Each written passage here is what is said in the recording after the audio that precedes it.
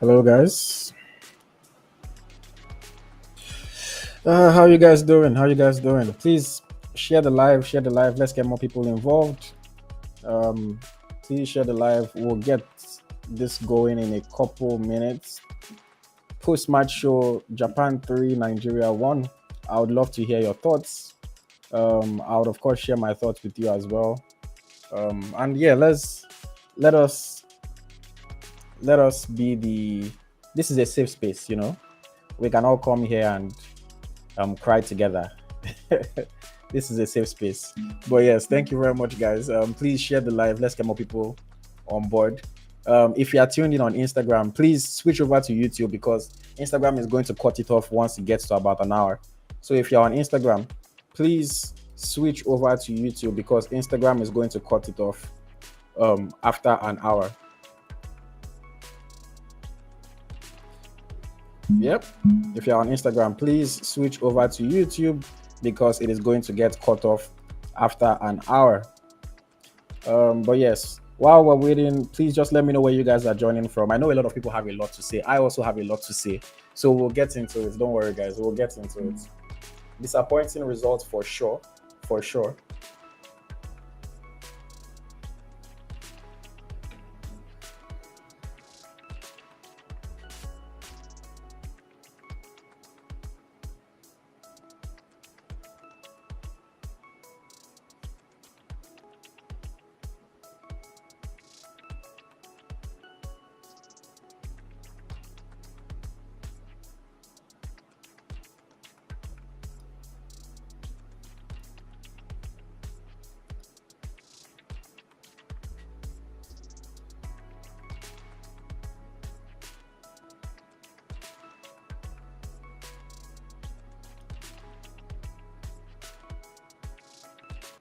Okay, hello guys. Hello. Good afternoon, good evening, good morning, depending on where you're watching this from.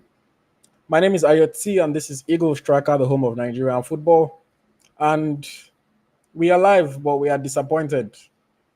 It's been a long few days for us, about 9 days of action with the Super Falcons taking on various teams. And of course, unfortunately, today we fell to a 3-1 defeat against Japan, which means that officially we are out of the tournament. We are out of the tournament. And, not the results that we wanted. Not the result that we wanted. As always, I'll start by sharing my thoughts on every player. I'll share my overall thoughts on the team, on how I think the performance was. And then, of course, I'll bring anybody that would like to come on to share their thoughts. I'll bring you on as well. But yes, welcome to the show, guys. Welcome. Please, if you're on Instagram, switch over to YouTube because it's going to get cut off. If you are watching on YouTube, please make sure you like the video just to send the signal that we're doing something good. Please like the video. Don't just watch, like the video, share with your friends. And of course, thank you to everybody on Facebook and on X, on Twitter as well.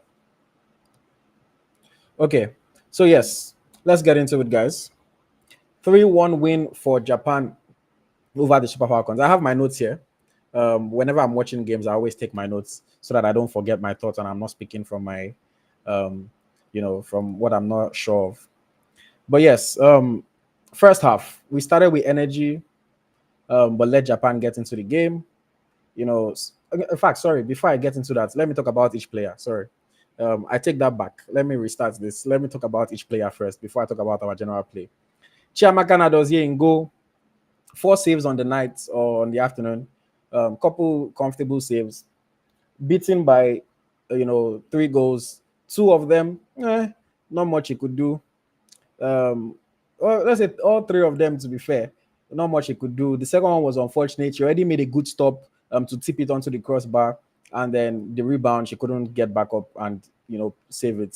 So Chiamaka, nothing to criticize her for, but also, this was not like her best game ever or anything like that.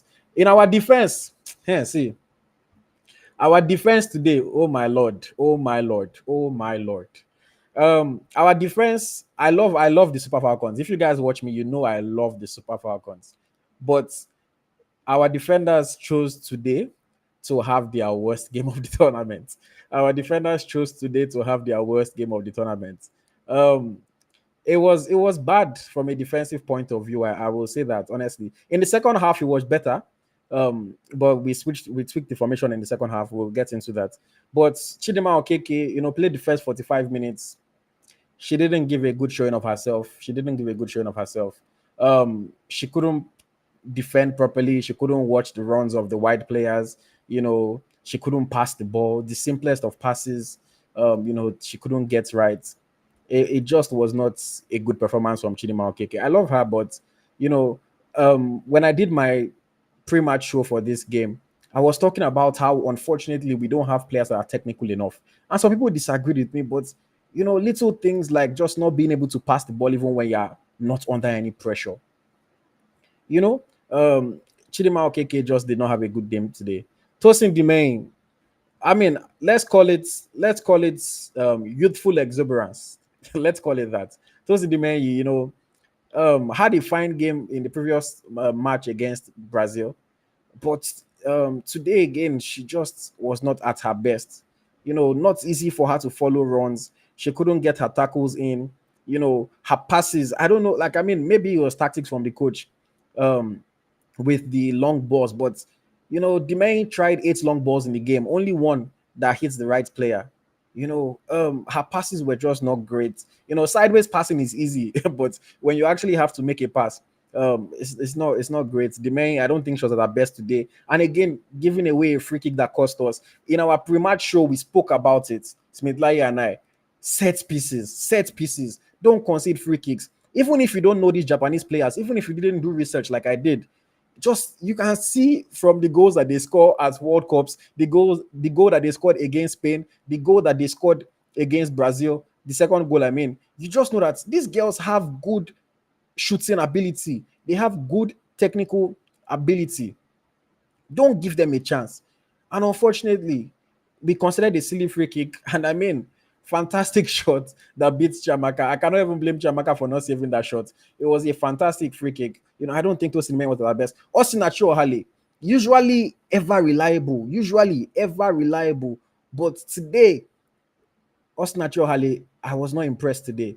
And I find it hard to say that about her. But today, I was not impressed. I don't like to blame players because at the end of the day, the team lost. One player did not cause us to lose, so I don't like to blame players.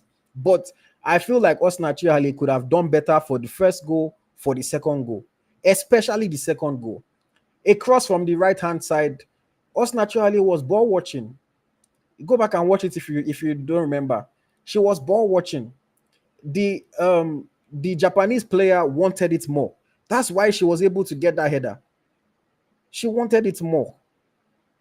She just wanted it more.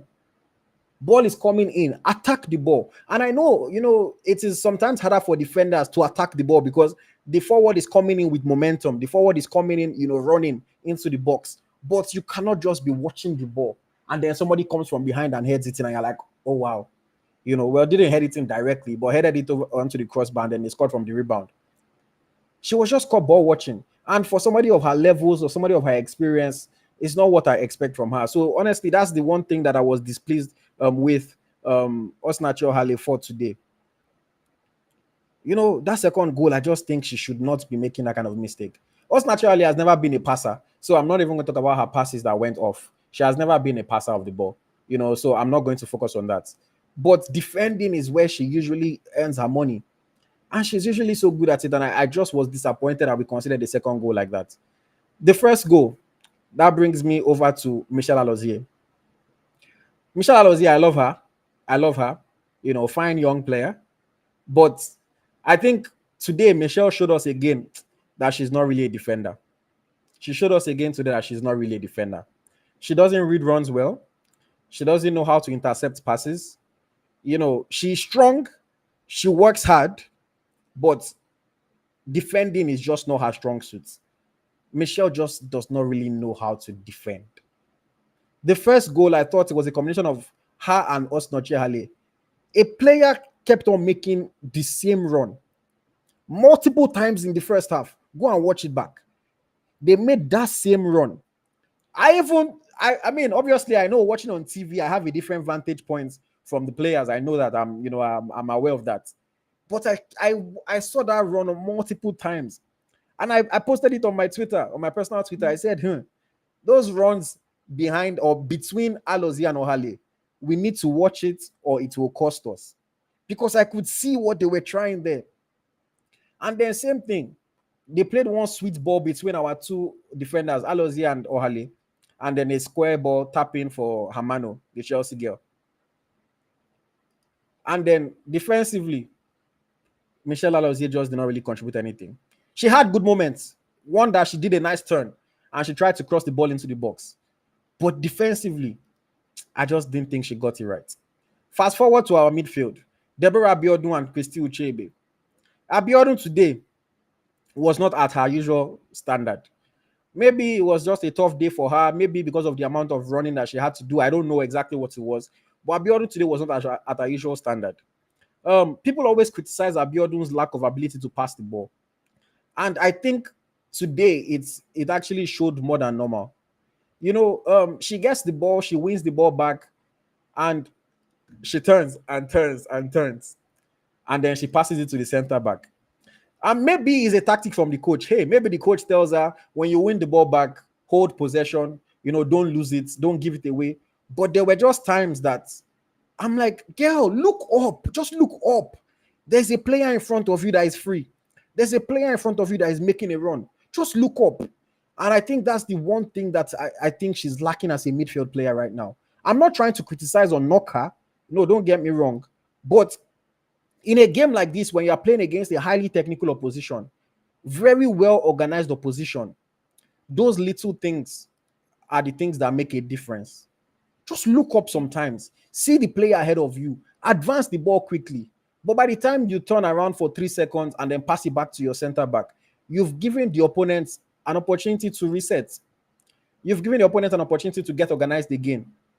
And I feel like that's something that she should just work on a little bit. Today was not her best day. I hope her injury was nothing serious. She got stretchered off at the end. I hope the injury was nothing serious. I never wish injury on any player. But today was not her best day. Today was not her best day. And I'm sure even she will say that. Christy Uchebe. It was a mixed bag for Christy Uchebe. Mixed bag. In the first half, she wasn't doing too well. Honestly speaking, she wasn't doing too well. She was losing most of her duels. She wasn't really influencing the game like you'd want her to. Her passes going forward were not the best, even though her pass accuracy today was higher than normal. But in the first half, she wasn't really getting it right. Eventually, she assisted the goal for Jennifer Echegini. Fantastic 1-2, fantastic combination play. Brilliant strike by Jennifer Echegini.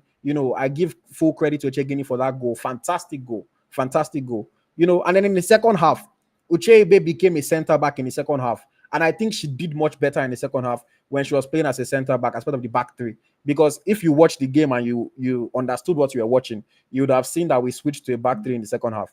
I thought Ucheibe did well in that second half. She was more composed. She had more space. She started even her passes got a little bit more accurate. She played one nice ball down the flank at some point. But I would say Ucheibe, okay game, not great, not bad. Okay game by Christy Ucheibe, in my opinion. I'll move forward a little bit. Ajibade and Tony Payne, largely ineffective for a lot of the game. And I'll get into why they were ineffective. We didn't use our wingers enough.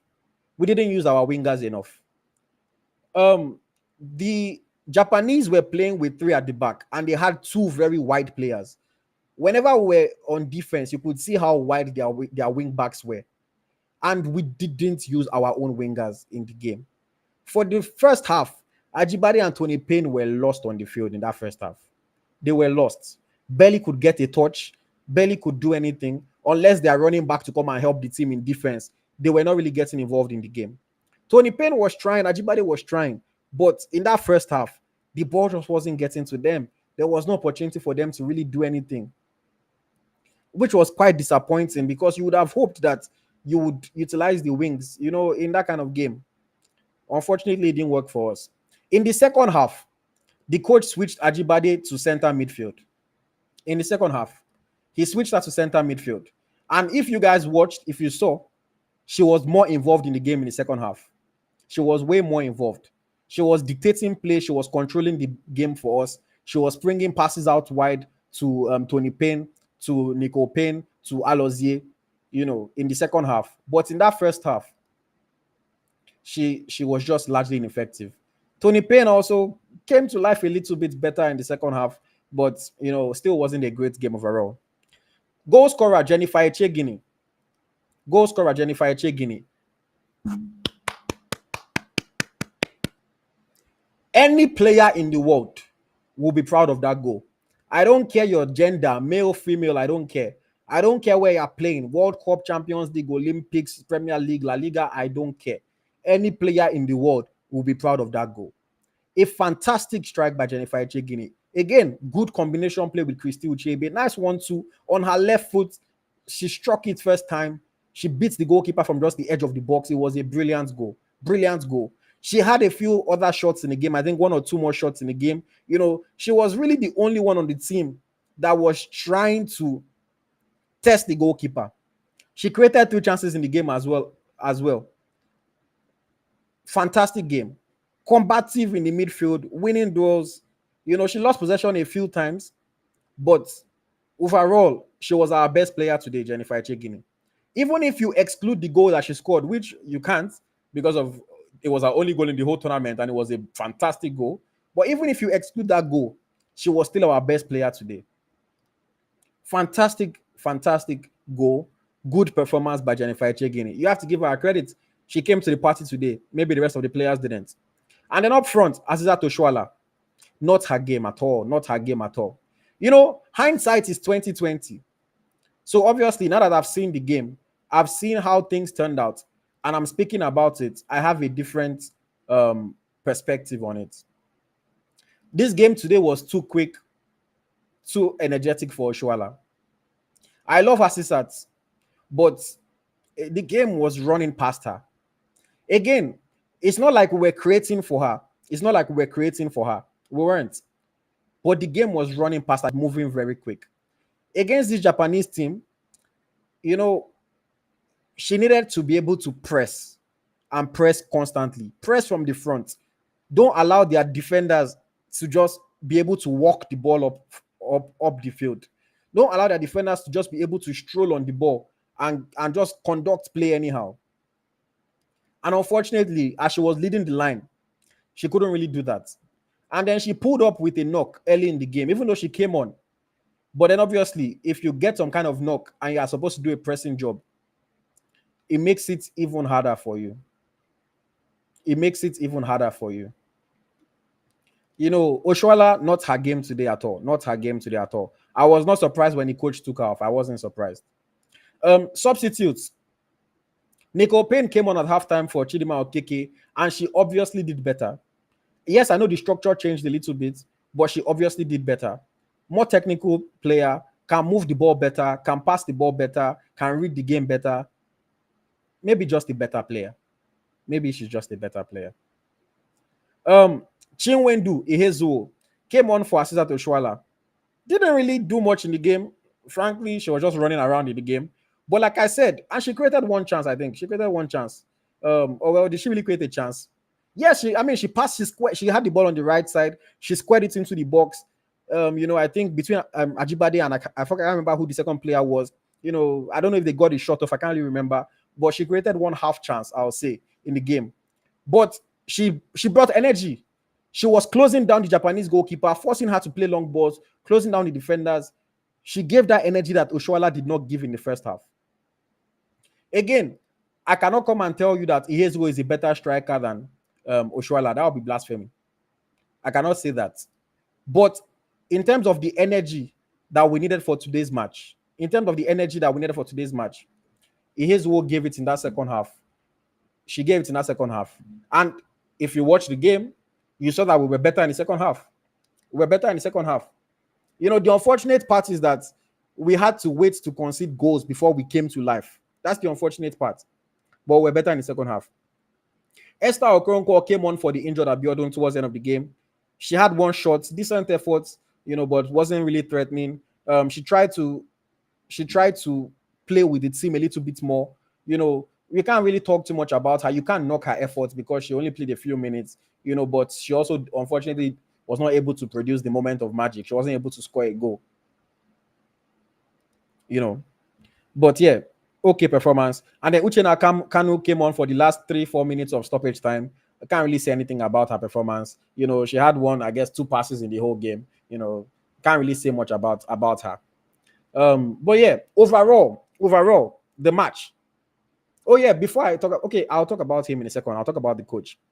But overall in the match, we started the game with energy. In the first minute, Ajibade wins a corner. I'm like, come on, girls, that's the spirit. That's what we need. Bring the energy, bring the fight to them. And then guess what happened? All of a sudden, back. We did not follow up the initial burst of energy with more energy. Energy in the first minute, and then suddenly we're retreating, we're allowing them have possession. But the funny part is we still had more of the ball in this game. We had more of the ball, we played more passes. But most of our passes were Dimei to Ohale to Dimei to Abiodun to Dimei, back to Abiodun to Alozie, back to Ohale, back to Enadozie, long ball. So I could see that they were trying to keep the ball more. I could see they were trying to keep the ball more, but they just were not inventive. So we pass sideways, pass it back. All of a sudden, play it long when somebody presses. That's what was happening. They did not continue with that burst of energy. Again, I already mentioned those balls, those runs between Alozie and Ohale. Today showed me that, yeah, Alozie is not really a defender. Again, I'm not trying to knock her. I'm not saying she's a bad player. I've said this opinion before, so I'm not just speaking because of today's game. But I think today it really showed. She could not deal with those runs. She could not read the play. She could not make interceptions. She didn't really know where the player was going to be. She didn't really know where the ball was going to be. Again, I'm not trying to knock her, but it's just what happened today. I already spoke about Okeke. Her passes were off. Her positioning was off. It just did not work. It just did not work. Some people were saying, oh, why are we not playing a high defensive line? I saw some people that were saying that. Why are we not playing a high defensive line? We can't. We cannot play a high defensive line. Let's not get it twisted. I think they should have been pressing from the front, but our defensive line cannot sit high. Why?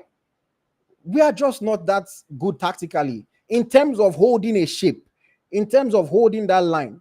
Maybe because we are missing Plumter, I don't know. But bruv, if you ever saw I was watching it from home, I wasn't at the stadium, but whenever the camera showed us like a wide angle, you would just see our defensive line. It's like this. One player is here, the next player is ahead, another player is back, then another one is back. Our line was just almost never straight. If you play that kind of line and you are playing a high line, see these Japanese, the kind of passes they were playing, the pass that they played for that first goal. If we try to play a high line, they would have eaten us up with more of those passes. They would have eaten us up with more of those balls. So for people that think we should have played a high line, I would disagree. We should have been more compact, yes. We should have been more organized in defense, yes. But that high line, it would have been a difficult one for us to play high line for the whole game against Japan. We're just unfortunately not organized enough, especially with holding a line. Again, second goal, Ohale was ball watching. I already said that. I think it's a cheap goal to concede. I think we could have done better. We spoke before the match about how we are more physical than Japan. We are taller than Japan. But Japan is winning headers? Huh? They are winning that kind of header over Osinachi Ohale. Big, tall, strong defender. She was ball watching. It's not a mistake that you see from Osinachi Ohale that often, but it's a mistake that she made today. And it was a mistake that cost us. it was a mistake that cost us. Again, beautiful goal by Jennifer Echegini. Beautiful goal by Jennifer Echegini. Good link-up play, and then good finish. She tried it a few more times to test the goalkeeper. I felt like she was one of the few players that actually brought intensity to the game and tried to make magic happen, tried to make something happen. For the third goal, again, conceding a free kick in a dangerous position where you can say, did we really need to concede that free kick? Did we really need to concede that free kick? It cost us against Spain. It cost us again today. If we had gone into the halftime break at 2-1, the ginger would have been there. The motivation would have been there. That, come on, girls, score one goal, we're back level. Score another one, we can actually win this game. If we had gone into the break at 2-1, we saw it against Australia when we considered first at the World Cup, and then we equalized just before halftime. They came out in the second half with fire, with energy. But considering that third goal just before halftime, it took the energy down. It took the ginger down. It's changed my Instagram caption at halftime. If we had gone in at 2-1, my caption would have been different. But that third goal just changed everything. It made the journey start to look very long again. Whereas the journey was looking a little bit better at 2-1. Your player scores a stunner, you are motivated, and then you go and concede again quickly. Similar thing happened in the game against, what are they called? In the game against Brazil. You concede a goal, it gets ruled out, and then in no time, you're conceding again. Here, you score a goal, and then within the next 10 minutes, you're conceding a goal. I think we could have done better to prevent that. I cannot insult Chiamaka. It was a stunning free kick. We knew that the Japanese players have that ability. We should have done better to curb the potential for that. Again, it's football, man. You cannot play a game of football and say you will not commit a single foul in the whole match. It's very unlikely. But if you're committing fouls where you don't need to, that's when it starts to sting a little bit. That's when it starts to hurt a little bit more. Second half, like I mentioned, we changed the formation. We started playing 3 at the back, and then we started to do better. We started to use our wings much better. Tony Payne came into the game a little bit more. Nico Payne was involved. Michelle Alozie was more involved. Rashidat moved to center midfield, and she was dictating play for us. She was controlling the game a little bit more for us. Now, let's talk about Rashidat playing in midfield. I cannot even complain about her starting on the wing because we know that she's best as a winger. But from that CM, with Uchebe and Abiodun, unfortunately, we don't have creativity in those two players. The coach has played Rashidat as a CM before, and a lot of people criticized him for it. And he said, guys, Rashidat is my most creative player. That's why she plays there. And I think in the few minutes of the second half, maybe the last 40 minutes that she played as a CM, she showed why he did that before. I cannot knock him for not doing it from the start. Why? Because even when I did my lineup before the game, my prediction, my preferred lineup, I didn't put her as a CM. But we either need a player that can play CM and be a little bit creative, can actually pass the ball forward, or maybe it can be a solution for the future to play Ajibade there more. I don't know. Of course, hindsight is 2020. So I'm speaking after the fact, when things have not worked out. So obviously it's a different perspective. Who would have known before the match that it would turn out like this? I don't know. Defense in the second half was still a little bit shaky. They didn't have that much to do because we controlled the game a lot more in the second half. We had more possession. We moved the ball around more in the second half. But in the few moments that Japan hit us on the counter, our defense still showed their vulnerability. In reality, Japan should have scored a fourth goal. It was a bad miss. If that was our player, everybody would have come here to be insulting that player. Japan should have scored a fourth goal. We got lucky with that one. So our defense still showed its vulnerability in the second half. And, it's something that we need to fix a little bit. I would say on the coach, on Randy Waldrum, I think, unfortunately, I think he got some things wrong today. Again, I'm not criticizing him for it. I'm not criticizing him for it. I'm not bashing him for it. I'm speaking in hindsight. And I'm sure even when he goes back to review the game, he will say, maybe I should have done this differently. For example, playing Okeke against the wide players of Japan with the setup that Japan played. In hindsight, that was an error. That was an error. He shouldn't have done that. He shouldn't have done that. In hindsight, like Smitlayi said before the game, should he have maybe tried to match the three at the back that Japan played? Like the way he matched it in the second half and we played much better? Should he have maybe done that from the start? That could be something that he got wrong. In hindsight, the energy, the pace, the energy, no, forget pace self, the energy that Japan played with in this game. Should he have started somebody else ahead of Oshuala? Should he? These are things that I think maybe the coach did not get quite right. The way we're building up, we needed to involve the wingers more with the way we played in the first half. We needed to play. We're trying to play too narrow, through the middle, over and over again, and it wasn't working. The coach should have made them play wide a little bit more. Got Ajibade involved more, got Payne involved more in that first half. Again, it's not easy to get Ajibade involved when Okeke cannot even play a pass forward. Sadly, it's not easy to get her that involved. Alozie too was not doing great in the first half. But in hindsight, that's something that the coach could have done differently.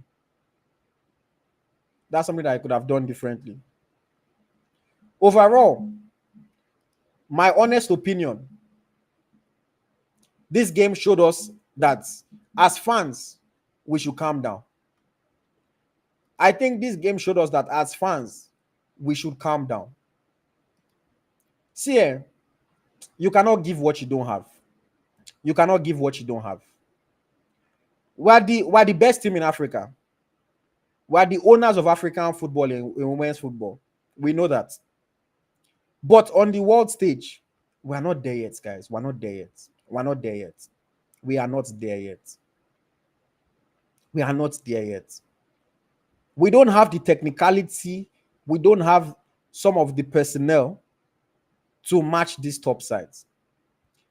That is the reason why we defend for large periods against Spain. We defend for large periods against Brazil. This Japan game that we did not defend for the entire game, it exposed us. It exposed our inability to move the ball forward, our inability to pass the ball accurately, our inability to be creative, our inability to defend. If we don't defend as a unit, we are not very good defensively. It has shown. If we don't defend as a unit, compact, we are not very good defensively. In today's game, it wasn't all-out defense. It was defend in moments, attack in moments. And it showed that if we don't defend very compact for most of the game, we are not that good. And that's the reason why I say, fans, it showed us that we need to calm down. We need to calm down. It's almost like you are a fan of Everton and you are insulting your players for losing to Man City. That's what it feels like. You are just not on that level yet. If your team wins, yes, you want them to win. You want them to give their best. But the reality of it is that you are playing against superior opponents. You are playing against opponents that are far better than you. So the best you can do is compete and hope for a win. We are not there yet. That is just the reality. We are not there yet. I hope we get there soon. I hope we see some more stars springing up here and there that can improve the team? I really hope so. But based on the team that we have now, we're a good side. We're not a great side. Spain, Japan, Brazil, they are great sides. That's why they are in the top 10 of women's football in the world. We are not there yet, guys. I understand the frustration. I understand that we are Nigeria. We always want to win. Nothing except winning is acceptable. I understand completely. I understand. I also want to win always. But reflecting on the match, guys, we are not there yet, man. We are not there yet. We are trying. We are better than we used to be, for sure. But we are not there yet. We are not there yet. Overall, see, I give kudos to the girls for the effort. I give kudos to the girls for the effort. They gave their all, man. They gave their all. Yes, we missed chances in the first two matches, but they gave their all. They gave their all. Again, you cannot give more than what you have. You cannot give more than what you have. That's just the reality. You cannot give more than what you have. We gave all that we had, and all that we had was not enough. Talk about missed chances. The reason for missing chances is because your players are not at the level of being clinical. So it comes to the same thing. It comes to the same thing. The reason why you miss chances is because your players are not as clinical as they need to be. So when you insult players, I want you to just kind of understand. Don't insult Everton for losing to Man City. Don't insult these girls. They cannot give what they don't have. If you want to come on, if you want to share your thoughts, I'm going to post the link on all platforms. If you are watching on YouTube, or rather, if you are watching on Instagram, please go to YouTube. The live is going to end once we hit the 1 hour mark because Instagram cuts it off at an hour. If you want to join, the link will be posted on YouTube, on Facebook, on Twitter. And you can join and share your thoughts. And while I'm for people to join, I know I've been giving my monologue for a while. So let me just quickly go back to the comments and see what people are saying. Let me just go back to the comments. I'll scroll as far back as I can and take as many comments and respond to the ones that I think I need to respond to. Shout out to everybody that's watching again. I appreciate you guys. I appreciate all of you. If you're on YouTube, guys, please like the video. 141 viewers right now, only 22 likes. Please like the video if you're on YouTube. Support the channel. If you don't want to leave super chat, but please support the channel. Let us keep growing. Let YouTube know that we're doing a good job. Okay. Let me see. So somebody says, I like Waldron, but I'm hella frustrated. We got a solid defense, but it will be great if we capitalize on counter-attack. I understand what you're saying. Again, the chances that we missed are not down to Waldron in the first two matches. In today's game, we didn't create as many chances. In today's game, our defense was not solid. So I'm going to assume that you're just not talking about today's game alone. My space play says it is not the coach's fault. He doesn't have great players. And I sadly have to agree with this comment. The coach maybe got some things wrong that he could have done better, as always. Even Pep Guardiola, sometimes he gets things wrong. But our players are only as good as they are. You cannot be playing with, I don't want to name any name, but you cannot give more than what you have, like I've said. Somebody said, stop blaming Wardrum. The first order of a coach is to make a team organized and disciplined. Do you want him to go out there and make 5-yard passes for the ladies? Daniel says, we were poor in defense and attack. Dr. Light said, you mean we cannot find good female strikers? Again, when people leave comments like this, I smile. If this was club football, let's go and break the bank. Let's go and sign a 50 million pound striker. Let's bring that to our team. When you say we cannot find, is there one player that is hidden somewhere that we're not aware of and we need to go and find? No. See, we have who we have, man. We have who we have. It's not about finding. Oshoala was elite. But the key word is was. She's past her best now. We don't have an elite striker. That's the reality. Ajibade is fantastic. She's a fantastic player. Is she elite? I don't think so. And when I talk about elite, I talk about elite means top 15 in the world, let's say. Is she one of the best 15 forward players in the world? No, she's not. Top 50, probably. Top 30, maybe. But top 15, is she? Not really. Ada says he did the first part of his job. There's only so much he can do with his squad against the level of competition. Again, that's the reason why I said, see, this tournament showed us that we are just not at that level yet. That's why I said it. It just showed us that we are not at that level yet. Nilade says they need to play more international friends and we still have a long way to go. Yes, I agree. They need to play more friendlies, play against some tough teams, play against some weaker teams, so that it's not just loss. You know, we have to win some for confidence, for motivation, for learning the pattern. And then you take those things that you've learned against the weaker teams and then try to see how you can execute them against the tougher opposition. Somebody says, can we still acquire Gamero? Today is not the day to be talking about who we want to acquire, please. Let me see. Somebody said, why are you now disappointed? Were you not in full support of them? I beg. I don't understand. So because I supported the team, it means I cannot be disappointed? I'm confused by that comment. I wanted them to win, of course. I supported the team with my full chest because I believe that that's what a fan does. A fan supports their team, whether they win or whether they lose. But it does not mean that I cannot be disappointed. So I'm not sure exactly what points Kehinde is making there. Chineme says, so much to learn from these Olympic Games. Better days ahead from the Super Falcons. So much to learn. That is very true. Let me see.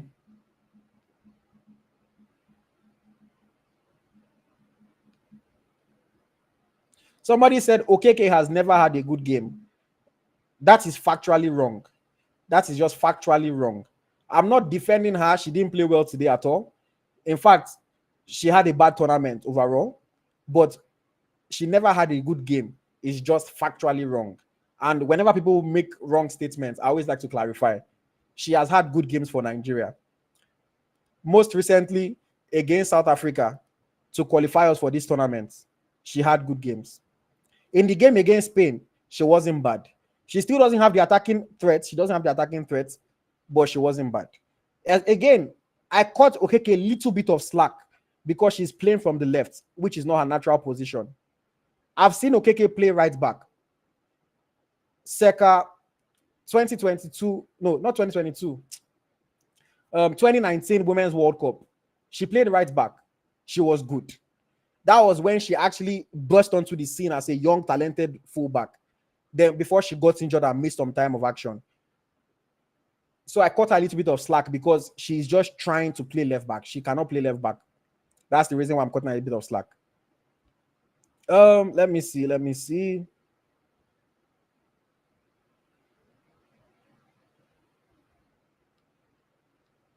Somebody says the man twice beaten, twice shy. LOL. Somebody said Japan no be today, 2011 world champions. Japan are a very good side. Yes, of course, we want to be able to compete with the best sides, but they are a very good side. Ada says Nigeria are so far away from winning anything major on a major stage, both men and women. The effort is there. The attention to detail, pass and execution are not there. I agree. The effort is there, but we don't have the technicality, we don't have the tactical awareness, we don't have the other tools that we need to excel at the world stage yet. I hope we'll get it soon. Let me see. Somebody says Deborah Abiodun, Nicole Payne, Echegini, and Inadozie can hold their heads high. My space place says, yes, I like analysis. Alozie kept being beaten by the same runs. I was saying the same thing. She's not a good defender.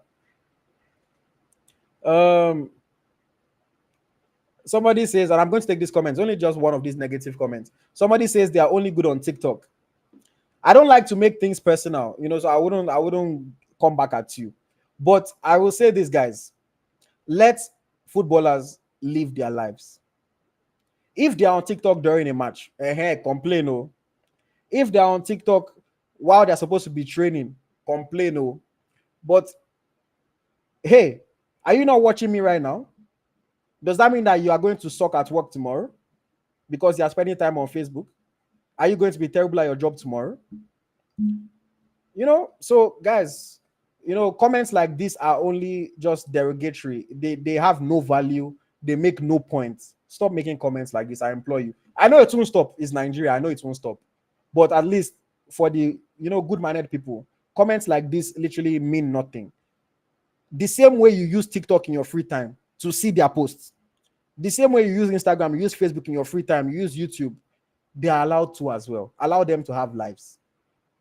You train for football maybe 2 hours a day. You watch film maybe another 2 hours in a day. 4 hours gone. So for the rest of the 20 hours, what? They should just be praying or sleeping.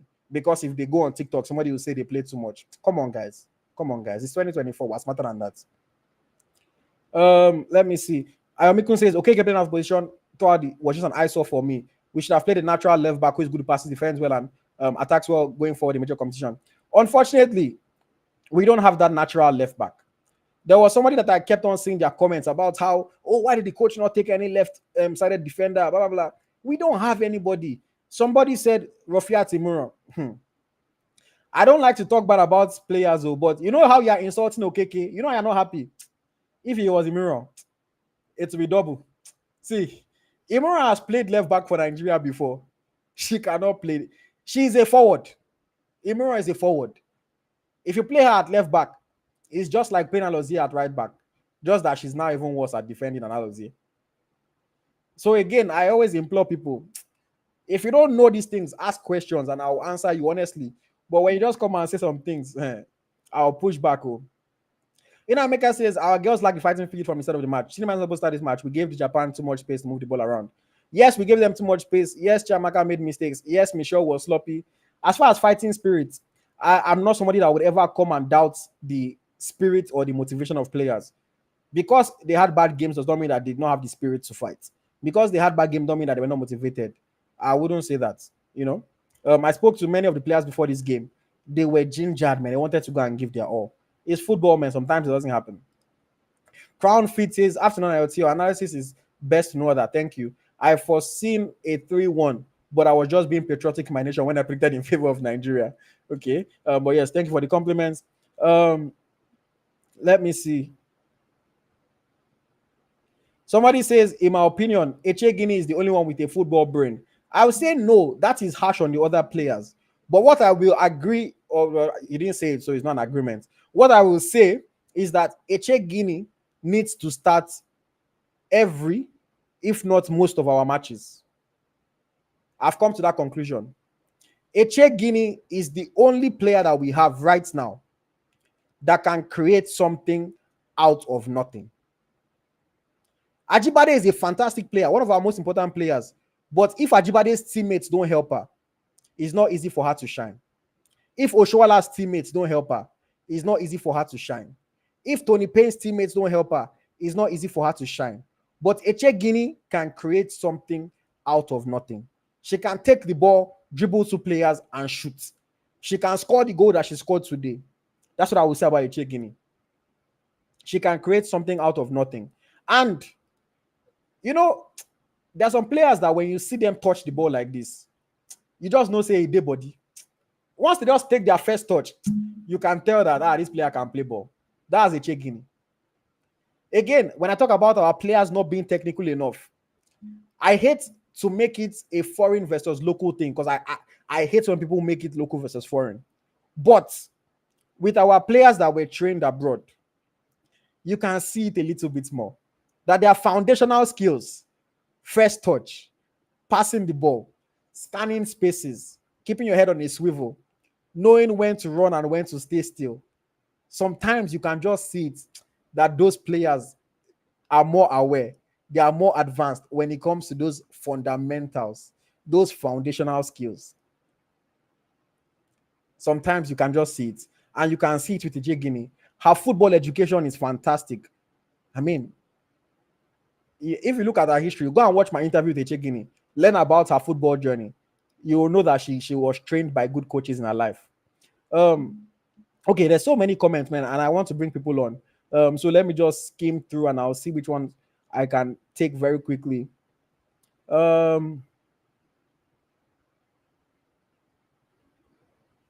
Somebody, okay, so I saw a comment that I wanted to respond. Yes. So this person, eSoft Studio, you are a regular on my channel leaving these comments. And I think it's either you don't know football or you just have an agenda. It's one of the two, with all due respect to you.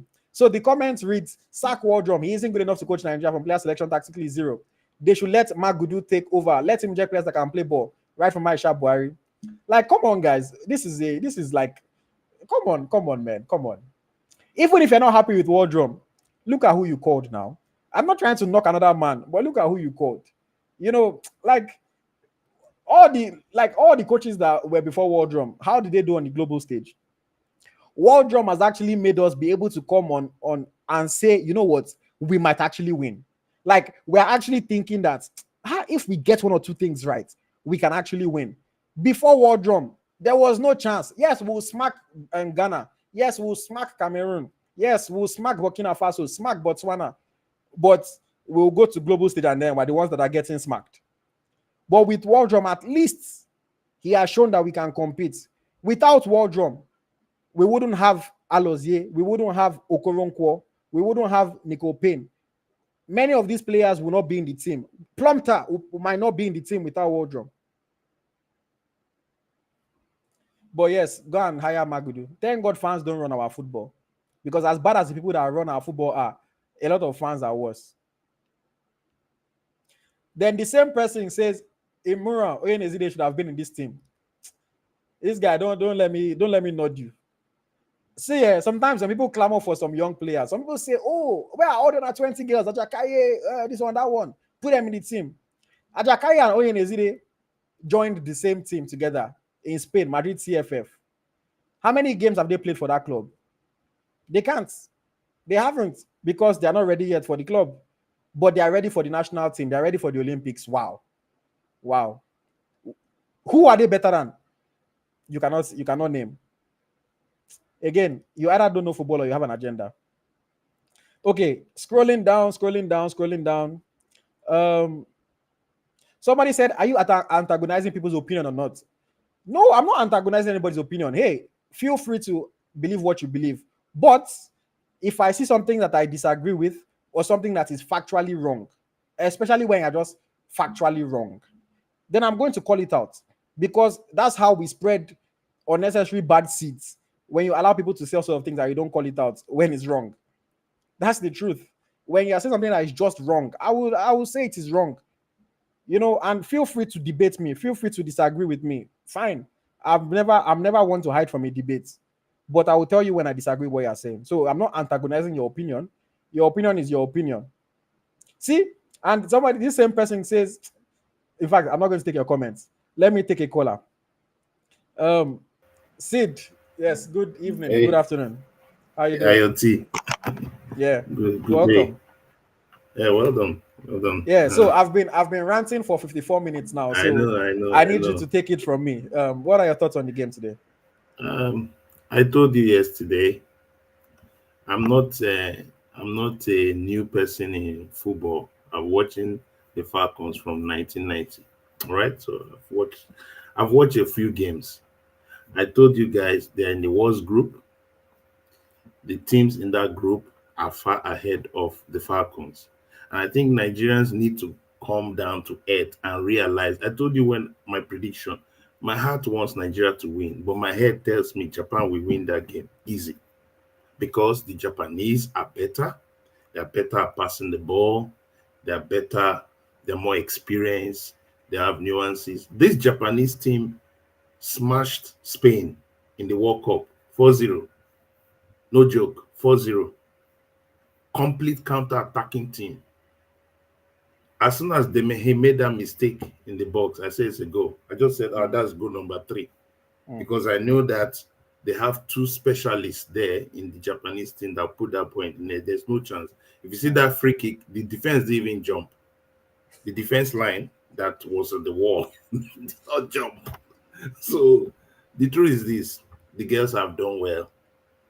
I will never discredit their effort. These girls, most of them are born in the diaspora, so they play with their heart, they try their best. But we need to realize that if you don't have it, you don't have it. Mm. and then you now start working towards getting there. You get me? First of all, in this game, I felt that the coach made the game was won from the bench. The Japanese coach played his 3-5-3-4-3 or sometimes 3-5-2 formation. All right. Nigeria played their regular formation, but this time they came out to try and attack the game. And I said, oh, wrong move. Because when we open up, we are a team that our best strengths right from the World Cup is that we, like you put it correctly, we defend as a unit. And one of the most critical players of this Nigerian team, or two, but one of the most critical players of the Nigerian team is not in this competition, Halimatu. Halimatu is a person that sits just in front of the defense. When she sits in the defense, it gives leeway to Uchebe and Payne to have three in midfield. So when we have that three in midfield, we can now start seeing opportunities open. But throughout this competition, if you realize Abiodun and Uchebe have to sit, and they were completely three, it was 3v2 in midfield. So we lost that midfield battle. We lost all 50-50 balls. And so the goal just came. In short, the goal was just a defense opening, and of course, it's a very easy goal. But credit to the coach, all right. Second half, he realizes mistake. He shifts his team, plays the three at the back, creates Uchebe to play as an inverted, defensive player, and then he was able to hold the midfield against the Japanese and see whether he can call back goals. But it's not a creative team. The team doesn't have many creators except um, our captain. All right. So I would say the girls did their best based on their abilities. Coach used what he had to find a way out. And like we said, ifs and buts, if they are taking their chances against Brazil and against Spain, I think they would have snuck out of this group. But they didn't take their chances. And for a very low scoring side, I mean, the goal came out of nothing. The goal just came out of nothing. I was not even expecting the goal. They just made a 1-2 pass that was clean and she took her chance. All right. But after that, the Japanese, if you notice, anytime Echejeni had the ball, two Japanese were on her immediately. They did not allow her to have that straight on target anymore. They just snuffed her out and pushed her to the side. So for me, the team has played well. But we need to now start moving forward to see how we can the NFA support the coach. It's not we like all this knee-jerk reaction in Nigeria. Oh, sack coach. I don't believe in all that. He has already formed a team. And I believe that he should now start looking at how do I start making changes for people like Ohale, who is not really good on the ball, she's just defensive. But you now need to start looking for players that can really play the ball, have good football education, know how they are ball playing, footballers, not just take the ball, put it up. No, football has gone beyond that radically across the world. Now everybody plays this ball on the ground. You need to have two or three, four, five passes so that you can create chances. That was the problem. It's not that Oshola is bad or the attackers, but they are feeding on scraps. And as an attacker, if you're feeding on scraps, you just cannot do anything. So we need good midfielders that will hold the ball, pass their ball, correct passes. And that's why I felt that the coach did not maximize Alozie. She may not be a good defender, but switch the system. You notice when he switched the system, brought in the Payne sister in, and we started playing, we matched them three at the back, we matched them the 3-4-3 or the 3-5-3-4-3, which Yeah. we moved to match the Japanese. If you realize, Alozie was now making incursions. So I felt that that's her best. She can play as a wing back. You get me? When you don't have very good, solid defensive wingers, you leave them as wing back, have very good defenders, and hopefully somebody like Halimatu will get out from injury and then you start playing a very solid defensive unit in front. I think we can have a go. Nigeria is not in the first 10 of nations in female football. And I think Nigerians need to, many people don't realize that. We are not there. We are not in that first cadre. We are just entering, like I said yesterday, we just entered, we just touched the next group of nations that play football. And we have just entered. That means we can hold our own. Our girls are not scared anymore because they are playing mostly in this European nation. Now we need to now build on that. We need to build on that by saying, okay, can we start looking for players right down in Nigeria? Can we start all the teams, Rivers Angels, Bayelsa Queens, all that? The last time I watched their Champions League, Bayelsa Queens versus I think it was Mamelodi Sundown Girls. The Sundown Girls have played us completely. You get me? So people don't watch. People don't even watch a See, female African Champions League to know the level at which Nigerian football is. So we need to now start recruiting and saying, okay, can our girls play football? Look at the schools, the school sports. Can we start introducing so that the girls know that football is not just kick the ball and run and you are strong? I know that's what we like, but we need to now see how can we culture the right football. And Spain, you see today, was not Spain in the 90s. It was not Spain in 2000. Spain was not even a team to be reckoned with in female football. yeah, But they are now out. If you notice, the US has dropped. The US was a strong team because the US had big girls. they They were the could only play this, ones. Yeah, they had the but now investments, the the focus away everything. from them. Yeah, Now you see that the Europeans, the Spanish, and the Japanese that know how to put this ball on the ground, they are the top level at this moment. mm, And that's the truth. And it also, your league has impact. The English team has never played anything in female football. It's just now, because now they have an English league that can bring out players of better quality. Then they, they it affects the national team. It's mm, not rocket science. In Nigeria, we think it happens by miracle. We just pray that we win. No, it doesn't work like that. The mm, Japanese have spent time to get there. They have been world champions before.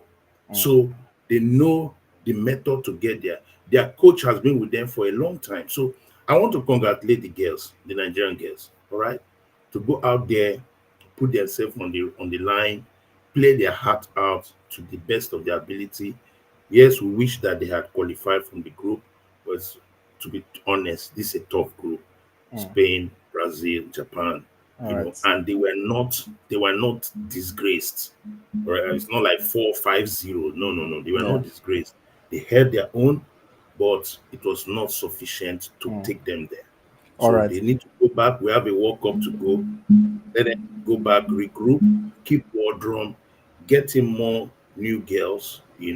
There's a Nigerian girl that plays for Spain, Spanish national team. I wish she would have come over. And Mm. she's a spectacular player. I watched her, Lopez. She's a Yeah, spectacular Vicky. player. Yeah, But yeah, Vicky. I want So to I have to cut you off just because of time. We have more people waiting. But no worries. I really like your submission. Thank you for coming on as Thanks, well. thanks for everything, Yeah. and keep up the good work, man. All right. Thank you. Okay. So yes, thank you, Mr. Seed. Very well spoken. Made some good points for sure. Okay. Let me see. Let me see. Somebody says Waldrum has hit a brick wall tactically. No need to move on now. No sentiment here. Brick wall tactically. Again, I disagree because there is no team that rather there is no coach that we've had that has been able to pass this spot. In fact, this is the first time that we actually feel like we should be beating some of these teams. We feel like we can beat some of these teams. We didn't have this before. So for me, I think it's a knee-jerk reaction. People are just disappointed because we didn't do well at the Olympics. Maybe those people don't even watch the girls week in, week out. I don't know. But I think it's a knee-jerk reaction for people to be talking about Randy Waldrum, this, that. Let's see what he does on the African stage next time. I've said it before, he needs to win the next WAFCON. I think without a doubt, he needs to win the next WAFCON. If he cannot win the next WAFCON and he doesn't do well, then I might even be the one championing the call for his resignation or for his sack. But for now, losing against Japan, Brazil, and Spain, does that warrant me wanting them to let the coach go? I wouldn't say so. Then this same person comes for me again and says, "You see, your problem is you think playing abroad makes you a better footballer." And again, I wish people like try to understand things before they spoke. Nobody is saying playing abroad makes you a better footballer, but the training, the fundamental skills that you get when you're playing under better coaches, with better facilities, with better resources around you, it makes you a better player. It does. That's just the reality. That's just the reality. Somebody that is playing on lush grass, has ice bath after every training session, after every game, has five coaches working on their game, helping them to improve, using the best machines, using the best technology. You have all the film to watch your game back. That person is probably going to develop more than a player that is playing on sand every week. That you play a match, there's no way for you to go back and watch your match. It's just reality. Now, we know that Nigerians are supremely talented. And that's the reason why we see our players still rise to the top, even though they are from Nigeria, because they have so much God given talent.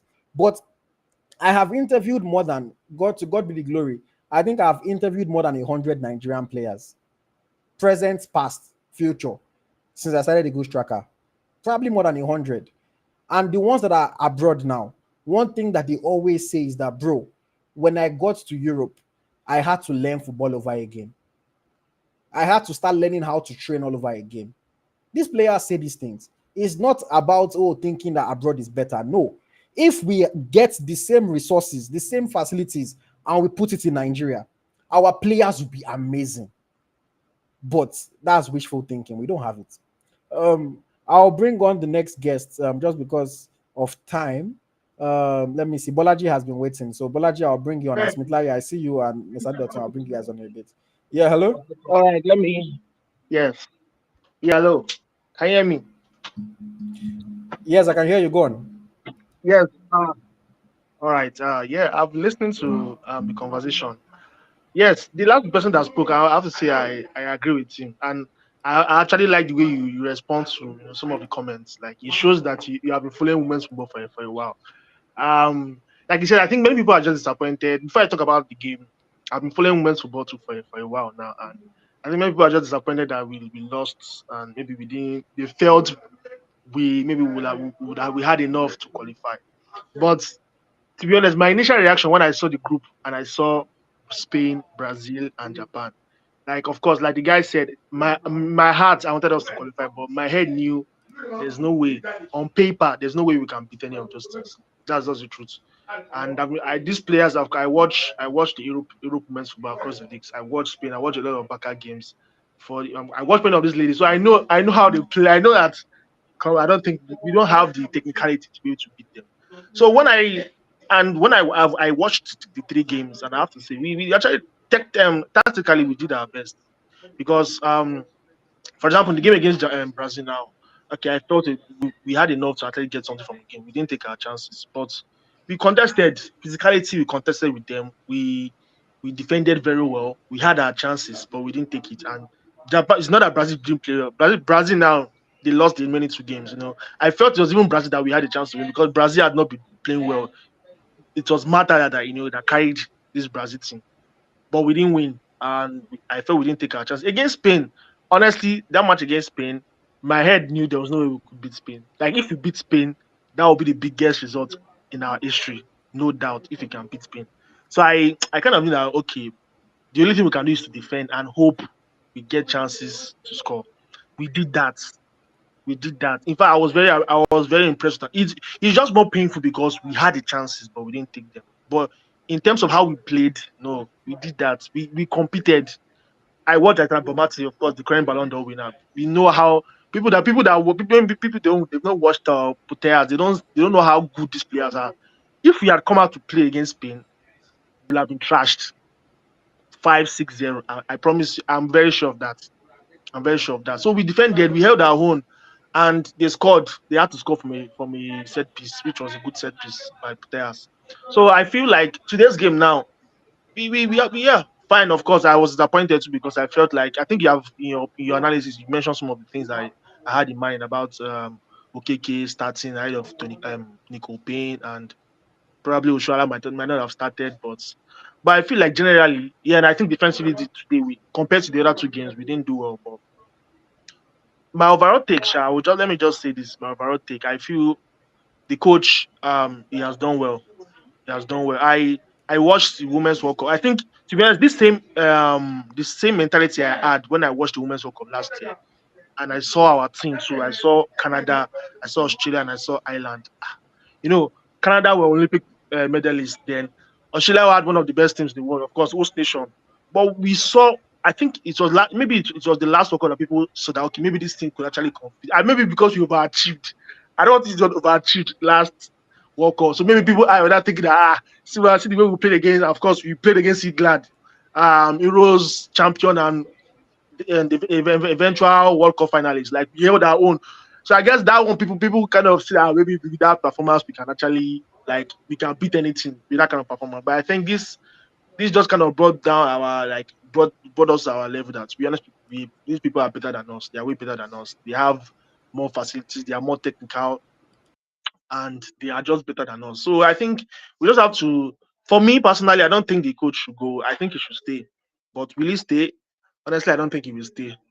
But I want him to stay. I want him to stay at least to the next World Cup because we can see that he has actually built something here. Like you said, I think you were mentioning about previous major tournaments. We will do well, fine, we'll win our WAFCON. But when we go there, USA will trash us 5-0. Brazil will beat us 3-0. Those things will beat us. But the last two major tournaments we have played now, we have seen that we can actually fight. Like, for God's sake, we will have gotten points against Brazil and Spain. We would have even if we are taking our chances. So we could see that we can actually get points from it. I think now it's believable. Of course, Nigerian mentality is because we always want to win. So if you don't win, they will start blasting players, start abusing players, which is not the right thing to go. But I think now the mentality is there that we can actually we can get points from these big teams. So the next thing now is to develop a way. We have seen our defensive play is very good, but our attacking play is not good. We have players that are showing signs that okay, maybe they can take us to that level. Like Iche Guinea, for example. Now, when she scored that goal, I was so pumped, man. I couldn't contain my joy because I watched some of her games for Juventus last season. I knew that she had it now. So when she scored that fantastic goal, I was very very happy. So I knew that yeah. So we have technical players, of course. Yeah. Tony Payne didn't really Try perform to well. try to I wrap believe. up. I'm doing you like award show. I've started playing music, so just wrap up quickly so that we can bring somebody else on. All right. So yes, no problem. So generally, I feel we had a good tournament. Fine. It was. I think it's more painful because we had chances to take points from these teams and we didn't take it. That I think to me that's what pained me. It's not that we didn't try. It's that okay? We could have actually taking point and we could have actually progressed, but we didn't take it. But in terms of moving forward, we did well. Going forward, I think we should just work on our attacking phase. Like you said, I think I don't know if it's you or the last caller, like if we can get the other new talents, the technical player, if we can get a technical player, and if our number four, what's her name? That's injured, I've forgotten her name. If she can Ashley. come back, play with I know Ashley, yeah. Ashley, I mean I'm talking about our DMF Oh, that partners Ainde. with Uchebe. Ayinde, yes, Ayinde and Ochebe, we know that we saw it from the World Cup, very, very fast. That combination is perfect. So I think we need someone that can really take the ball going forward and create chances. We have a Che Guinea, yes, I think that one is for the future. But if we can get another person and also we can get a striker, I think the last thing I would say Oshuala is still very good. People still write Oshuala off that I know fine. She has not really for BFC. Maybe she has not really done. Maybe she has not really performed and everything. But I still feel it works. If you are a class striker, you are a class striker. I don't think it ever leaves you, and I think she has it in her. So, like you said, if she can get someone that can play with her, that can create chances, that can cross, that can make her because she's a bully. She bully defenders. That can make her go for balls, fight for the balls. If it's true pass, that can give her Yeah. those opportunities All for her right. to score. I I think have she will to come I back have to to her I have best. to cut you off just because of time, but thank you Yeah, very much, Bolaji. no Thank you for problem. sharing your No thoughts. I problem. No appreciate problem. it. Thank you. All Thank you. right. Thank you. Yeah, so that was Bolaji. A lot of points made, sorry to cut you off. It's just that we have people waiting now. We're already almost at an hour and a half. But yes, let me just quickly take a few more comments and then Smithlai, I'll bring you on. Mr. Dotson, I'll bring you on. Jeremiah, I'll bring you on. Thank you for your patience, guys. Um, so Dickinson Ekeoma says NFF is a mess. We need a female coach who is Nigerian and I can actually understand the team better, who to put and when, just like the basketball team. As simple as that. You know, when the basketball team won against Australia, I was so happy because I love to see Nigeria win.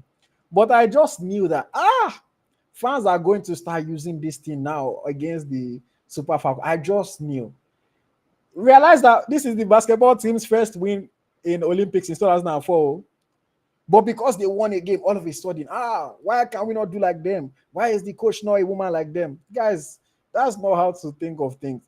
If we had a coach, a female coach that is Nigerian, that is at the level to coach us against these big teams, of course, why not? But can anybody name the coaches that are going to be great? Like maybe I'm just not aware. Because people call certain ex-players sometimes. Okay, where are those ex-players coaching? How have they been growing as coaches? You cannot really tell me. But then, let's get it. Look at basketball. They have a female coach. She's Nigerian. So, of course, we must do it for the football team as well. That's not how it works, guys. That's not how it works. That's not how it works. Okay. Let me see. Lots of comments. I'm trying to take as many as I can just before I bring more people on. Somebody says, I didn't expect them to beat Japan, a well-oiled, more technical and better team than Brazil. Somebody says, better luck next time, Super Falcons.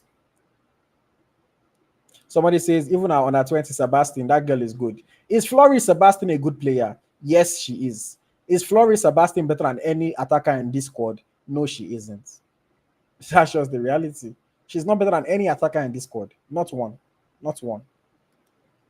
But again, hey, people don't really watch these players play. Okay, let me see. And again, nobody is saying don't look into young players, or nobody should get me wrong. Look into young players, the ones that are good. Pay attention to them. Invite them every once in a while. Like Oyenezide has been invited multiple times. Ajakai has been invited before, so nobody is saying don't include them. But when you're picking your squad of 18 best players, sometimes there might just be no space for these people. That's the reality. There might just be no space for these people. And somebody is saying under Wardrum, we came fourth at the WAFCON. Yes, we did. And if you guys have been following EaglesTracker, or if you guys have, everybody criticized him for finishing fourth. Nobody was saying, it was a great job when he came fourth. So I'm not making any excuses for him there. He finished fourth. If we look at the reality, against Morocco, we lost two of our best players, Ajibade and Ainde, to red cards. And we still took Morocco to penalties. But unfortunately, we lost. And against Zambia, in the third place match, again, missing two of our best players because they got red carded in the last match. We just didn't play well. The players were tired. They had all sorts of issues with training. They protested before the match. There was a lot of drama, normal Nigerian football drama. And they came and played that game and they lost. Nobody's even defending Wardrum. But to say, he didn't do well at the WAFCON. So that means that after doing well at the World Cup and then coming to the Olympics and not winning games but competing, that he should go. I don't think so. Okay. Somebody said, okay, I like this question. And it's the same person that is talking about how Wardrum didn't do well at the WAFCON. So now this your comments makes me understand that you don't follow the team closely. That's what your comments makes me understand. You are saying, why does he keep changing assistants? WAFCON was a white woman. World Cup was a Nigerian. Olympic, he has this white guy. The reason is because the NFF, they don't allow him to keep who he wants. They kicked out the white woman, the former American coach. They kicked her out before the World Cup. They didn't allow her to go to the World Cup. Wardrum, the white guy that he's in at these Olympics is not even an assistant coach. He's fitness coach. But because Wardrum doesn't have backroom staff, he has to use him as assistant. And if you follow the team, you will know these things. What do you want the man to do? Japan, how many coaches did you see on their bench? How many did you see on our own bench? They just give him one player, one person that they call coach that is helping him to tell players to warm up. And they don't give him any help other than that. Wardrum literally has to get people that are not part of the Nigerian setup, literally uses his contacts to just get people to help him with match analysis, help him with scouting opposition, They do it for him just because they like him, because they are his guys, they are his friends. That's how our coaching works in Nigeria for the Super Falcons. We don't have assistant coaches. Wardrum literally has to ask his friends to help him to do scouting reports, help him to do opposition analysis. He does this thing by himself. So when you are the same person saying, oh, he's losing at the WAFCON, and you're the same person asking this question, it means that you're not really following the team. And that's why I always tell people, if you don't really follow the team, I'm not insulting you. There's nothing wrong with that. Some people know some things more than others. But just ask and your questions will be answered. Yeah. Hello. Hello. Hello, Mr. Adedotun Smith-Lai. Welcome. Yeah, thank you. Yeah, thank you, Ayoti, for having me. Yes. We will have to go fairly quickly, guys. But let Mr. Adedotun go first. He was waiting longer. Jeremiah, I see you waiting. I'll bring you on. Yeah, Yeah, Adedotun, thank quickly, please. you. Thank you, Ayoti, for having me. Let me just say this.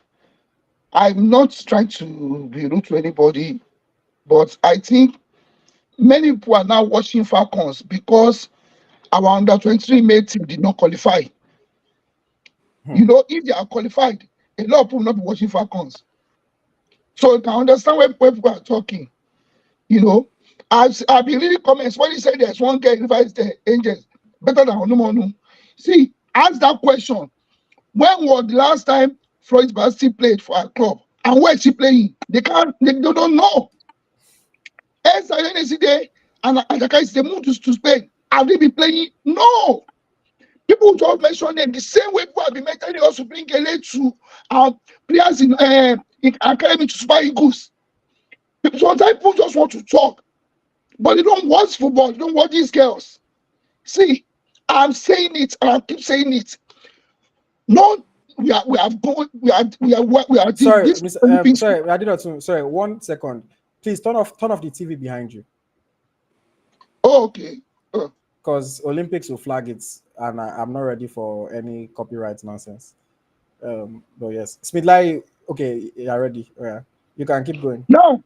Now, question is, Randy Wardrum gave us Alose, Okoronkwo, Onumonu, and Echechide. This man has been using his influence. Some people, when we say nuclear coach, I'm not playing some people, they don't know how it was abroad. Virtually in all sports in America, all the coaches come from university. Sorry, just on that point that you're making, America's basketball team is by far the best basketball team, most successful for a long time. Coach K, who was their coach for the longest time, was the coach of Duke University. He was a college coach. He was a Nuga coach, like we call Wardrum. But go on. People just talk and say, sorry, you guys go to that site, look, do your research, and see what happens there. In America, almost all the coaches come from university. They are university coaches. So that one people should know, they don't just come and be talking and Nuga coach. See, when you fail to invest in your football, this is what you get. Somebody said we came forth. We have been winning AFCON because all the African countries, they were not ready. But now that they are ready, we can't beat them. We are sleeping and they are moving up. We should invest money in our football. The same way our main football is going down. I've been saying it, I said, very soon, our main football will go down. It will go down. Look at what Sid said. How many, the Rivers Queen, are they treat them well? Do they treat them well? Go and look at where they are playing. Edo Queen treat them well. See, it's when they need election, when they want to contest election, that's when you start visiting all these girls. I know players, they will tell you they are not getting paid well. Even for Sam Soje, that is trying for those girls in Delta states. They're not doing well for them. Sorry, Mr. Adedotun. See what somebody just said. The Tigers coach that people are using to compare is an assistant coach in a US college. Yes. Well, that is an assistant coach. How many people know how much she was paying for the Tigers? She's an assistant coach. Sometimes people just want to comment. This same guy took Abiodun. Remember on the 20 World Cup, I told you it was for Abiodun. This guy took her to Pittsburgh University. Now look at Abiodun. She has gone in confidence. We should understand that we do not have Ademacha in there and Sibrota, which I feel, which I believe really affected us. But I think we should always see positive in everything. Like we can move forward, we can build on this team. Me, I will still want them to keep Wardrum so that it can keep helping us to convince all these girls in countries abroad to come and play. To come and play. Now you always say bring there's one of SARS in was take out of Nigeria, you not do anything. We see them. Now they say Sonny Bendy. If we are playing for the Super Eagles now, he couldn't bend anything. So that bunch of mention players. Forget that you have to blame the administrators who killed AFCON. Bring back Wafu Cup. Let us play friendlies against the Republic, against Togo, against our neighbors. That will not cost us much money. Then from there we can start bringing all these girls. Sebastian Florish, I want last time you heard about her. Then we can start bringing all these girls. Look at the main 20 under 20 Oshobukala. Where's the girl now? We don't have integration plan now, national team. I will not blame the coach and I will not blame the girls, even though they didn't. I wasn't satisfied with what they played today, but I'll still give them kudos. They did their best. And see, want us to keep round. But our administrators must do the right thing. You can't be doing wrong thing and expect a good result. You can never. Nigeria stop watching football with emotions. This is not about emotions. It's about facts. It's about facts. If under 23 our dream team are qualified, I'm telling you, most people know what Falcons. They know what Falcons. People are angry because of our fault. They let us talk about our administrators. Do the right thing. Organize playing matches for these girls.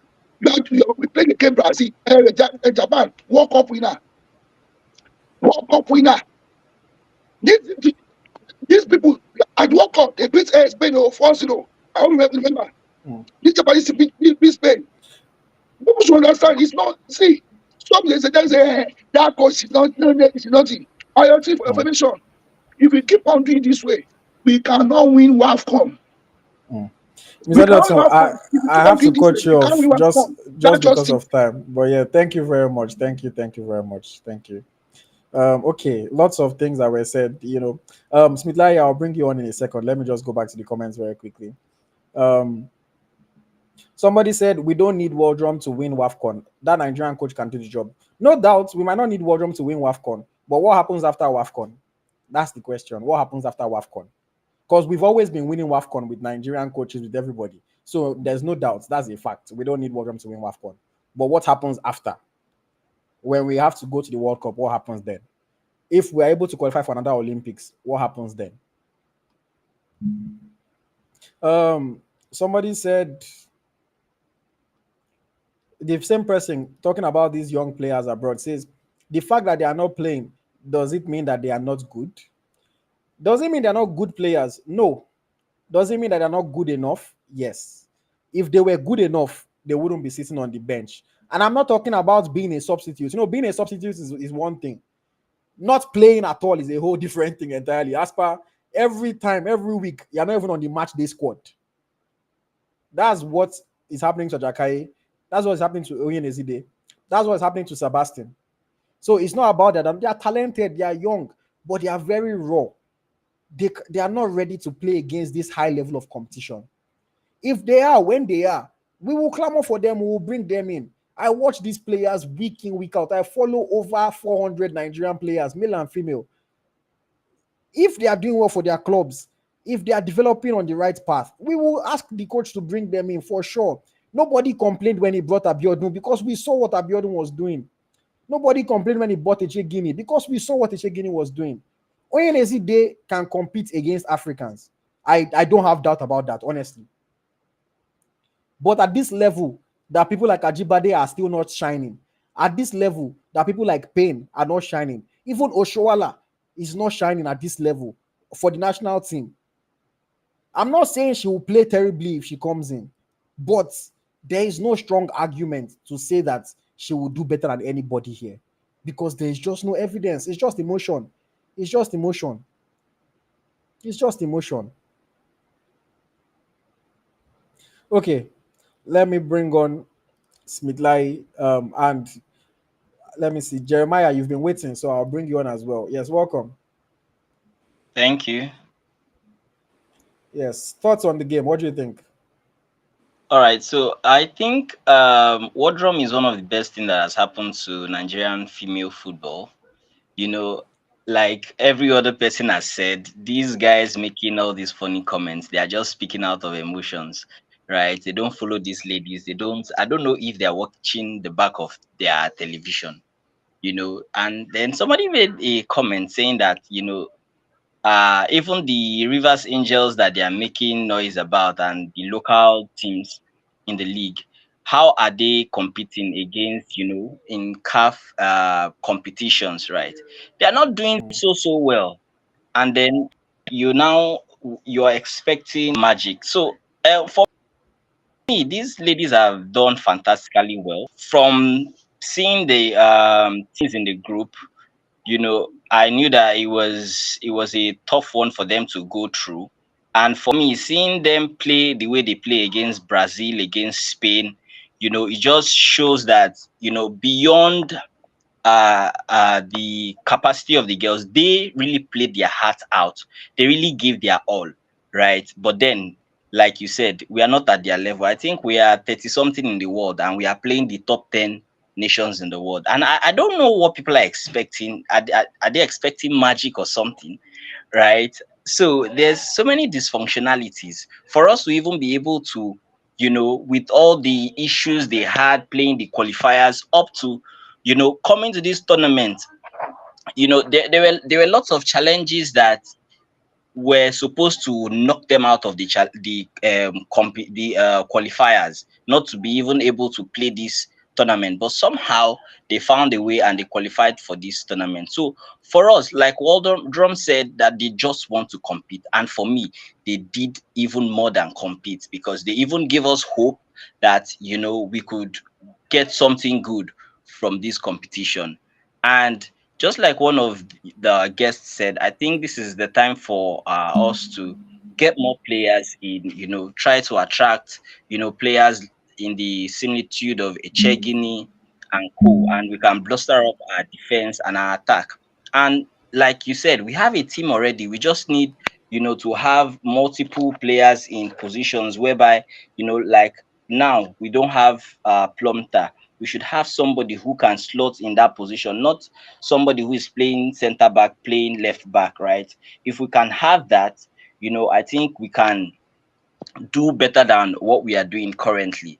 So I don't know what people are expecting. Telling, saying, okay, did so bad. She's a center back, for God's sake, right? Alozie is a striker.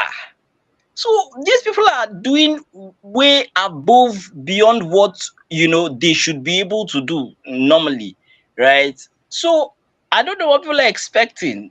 For me, these ladies have done fantastically well, and the only thing that we should be saying to them is thank you. You guys did so well. We appreciate what you did. We loved the football that you played. We love the fact that we're able to, we had a team that we could, support. We had the opportunity to even watch, football in this tournament. The men did not qualify. Look at what the male football senior team they are doing. And all these things bear down to, administrative problem, which, till tomorrow we don't know. It's only a miracle that can help us go past that, right? But for the things that we are seeing, the progress we are making, I think we are doing so well. Wardrum shouldn't go anywhere. He should stay on, because, in my own opinion, we really need him, because in the last 3-4 years, I think Wardrum has redefined our football. And even in this game, I saw that the girls passed better, unlike other games, and I saw that their passes were more accurate. And people need to also understand that the girls played only one friendly match, as against other teams that played up to 3-4 friendly matches leading up to this tournament. And they barely spent, they didn't spend up to a month in camp. I remember when we qualified, one of the things Wardrum said was that they need to get to camp early. They need to, train together so that they can gain rhythm and, be able to understand themselves and all that. People play down the effect of these little things, right? I think if we can sort that out, we can, we can see, we can, with that, we can now expect more. But we can't give them little or something close to nothing and expect them to perform magic. No, it doesn't work that way. I think all we need to do is support the ladies. They've done fantastically well. Thank you. All right. Thank you very much. I appreciate your contribution. Thank you. Okay. That was Jeremiah. Keep supporting the ladies. Yes, I agree with that. Let's keep supporting them. Let us keep supporting them. I mean, they can only do so much. Smith, you are going to be the final person tonight. Okay. But before I let you go, I saw that some people are vexing for me on Instagram because of a post that we made. And I will say this, I understand some people not being happy with it, but it's all in good fun. People are saying, if anybody, I don't know if you guys have seen what I'm talking about. So we posted this graphic, you Yes. know, as some people are saying, if anybody should do it, not UIT. Again, for me, I take it with a pinch of salt. If any of the players gets upset and reaches out to me, I would apologize to them because I always say intention doesn't matter if somebody gets hurt, if somebody gets Yes. upset. But for me, it's all in good fun.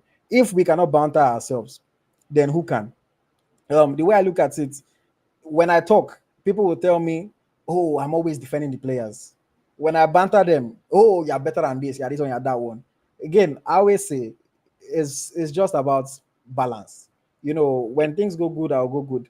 In these posts that we made, nowhere did we say, "Oh, they are useless, they are this and that." No, it's just like, see, we don't try, maybe they go house. That's really honest. It's all in good fun. Anybody that is taking it seriously, if you're saying it and you took it seriously, like I'm sorry if you took it seriously, but it's all in good fun. I think I'm a kind of person that I make fun of myself when things don't go my way. And it's the same thing. I love this team so much. I can argue that I'm one of their biggest supporters, but I think I can also make fun of my team when my team doesn't qualify. It's just banter. But yeah, Smith, go on.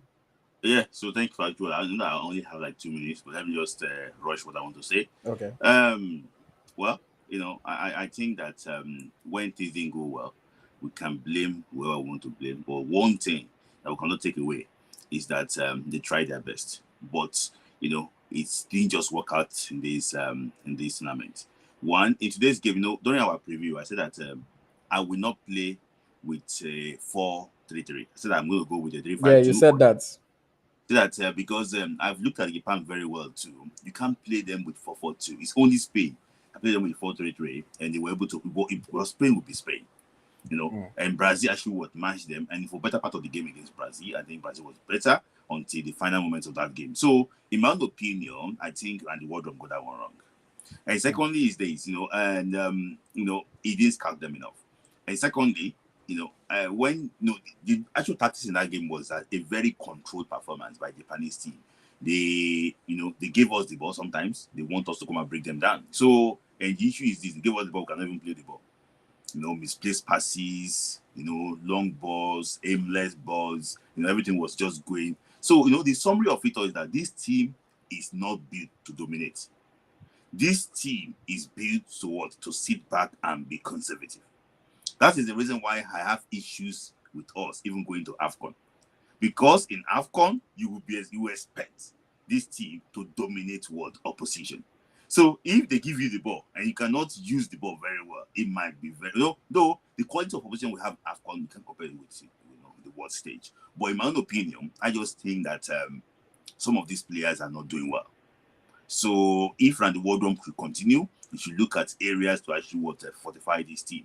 So, I looked at it. I think that he lost the match right from the start. And in fact, this is the first Nigerian game I would just be enjoying myself, Rand. I don't even care anymore. I was just looking at it, they should do whatever they want to do because I saw it that this man is doing nothing and there is nothing he's going to actually achieve from this.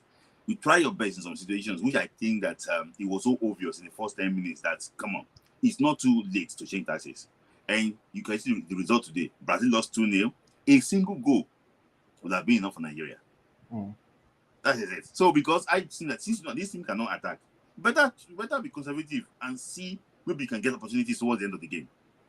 But Smith, the thing is here. I understand what you're saying. I spoke earlier and I said in hindsight, he should have played the three at the back that he played in the second half. But look at it. If we played conservatively today and we did not score, let's imagine we did not score. People will still come and say, Why is he defending in a game that we need to win? Why is he doing that? Why isn't he do that? And then he said, okay, you know what? Let's actually try to attack more in this game. We Mm-hmm. controlled possession more, we passed the ball more, but Mm-hmm. we could still not really score. The goal that we scored was out of nothing. You Mm-hmm. know, so for me, I look at it as sometimes, coaching is a very difficult job because Mm-hmm. you cannot go and kick the ball by yourself. You give the Mm-hmm. players instructions and you hope that they're able to execute it to the best of their abilities. Yeah. Unfortunately, that didn't happen for us today. But go on. Yeah. So like actually was said for me, you have to work best to what you do of that can actually will deliver. I can tell you that this team cannot attack. So you have to just work around it and see if we can actually get something out of this game. The result I can see today now is favoring Nigeria if we have won that game by just one goal to nothing. So, in my own opinion, I think that if they actually want to let him to go, that is fine. If they want to get a better coach, it's not bad. But the issue is this: the players back home. Because I've been hearing people saying that we should go back home. Go where? Go where? The talents we have now, they are not proper talents anymore. See, football needs education. You cannot compare somebody reading OKK physics and somebody that is they just bringing new things out. Football is changing. You are still training with Rondo, all these things. That's why you see. Look at you mentioned something about Onyedizé Sebastian. Those guys have talents. They're talent, but the issue is this: they don't have the proper education. So they cannot meet up with the world stage. Look at this guy, the guy up front for Barca, for up front for Spain. I forgot that Paraluelo. Parallel. I knew when she played one on that age. Yes, you will know that she had a proper education. Look at Ajakaye. Look at all of them. They are not top talents. Let's be honest with ourselves. We're saying I don't know where to get talent from now. The way it is now, if we are continuing this way, Nigeria will struggle to qualify for the AFCON, struggle to qualify for the World Cup. Because we are not producing. Half of this team is from Europe. So if they keep on getting foreign-born players, that is all. That is all. Nothing is coming from home. Let's be honest with ourselves. This is a reality check. Nothing. Forget about Rivers Angels. I watch them play now. I watch Data Queens play now. There's nothing coming from home. So, that is my take on it. So those that are saying that go to underage, go to this, forget those things. So, do you think the way Abiodun developed, if she didn't go to University of P, even in that game, she needs to play professionally? She is still not at the highest level. Yes, she needs to play professionally because there's so many things in that game that she needs to actually improve on. And Osinachi Ali is on the wrong end of 30s. So if Osinachi retire now, who is going to actually replace her? We're not bringing people.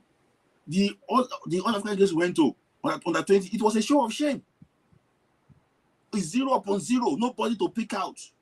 Say, okay, this player goes to nobody.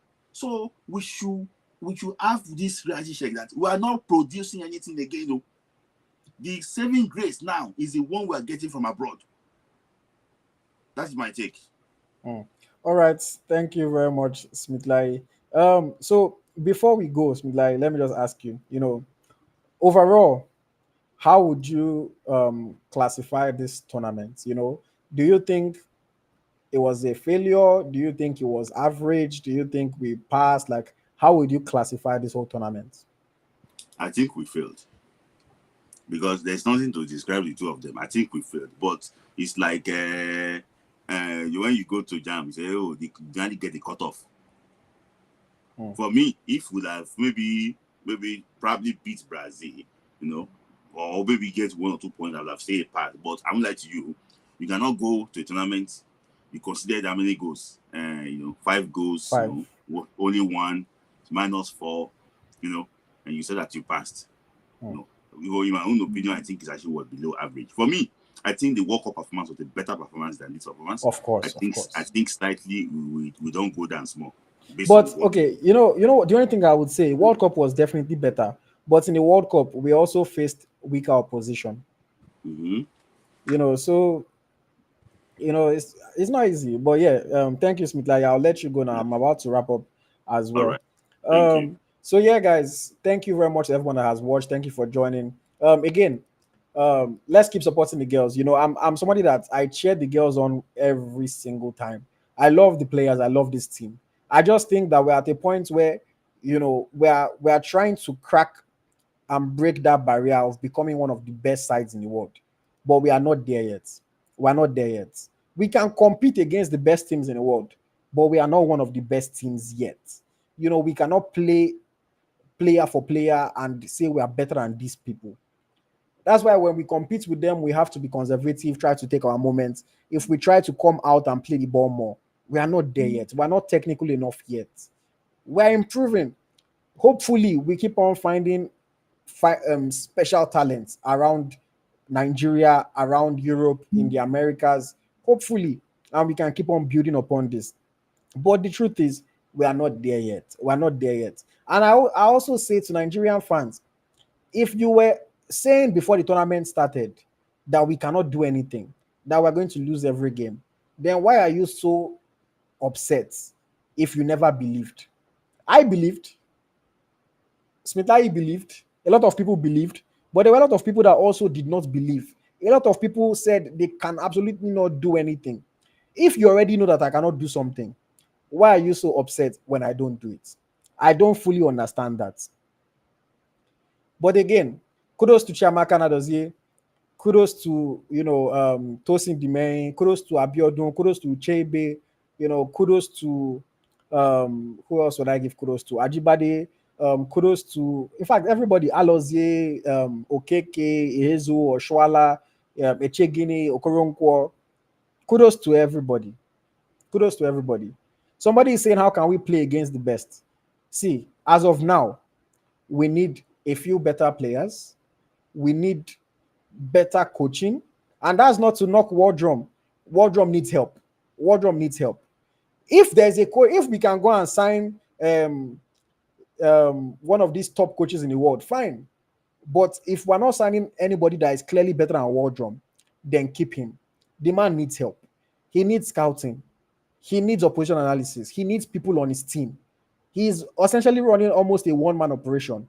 He needs help. We also need some of our young players to develop a little bit more. Abiodun is just starting. In a few years, Abiodun will be better, much better. When she finishes college, she'll be much better. When she starts playing professionally, she'll be much better. But as of right now, you can still see that she's raw.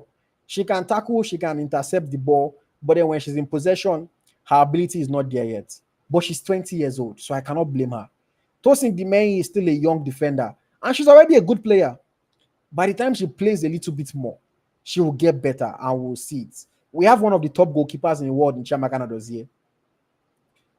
We have good players. Eche Guinea has only played one season of professional football in her life. One season. In fact, that one season was 16 games. 16 games. That's all she has played of professional football. She will get better. But we need the administrators to keep backing this team, to keep supporting this team.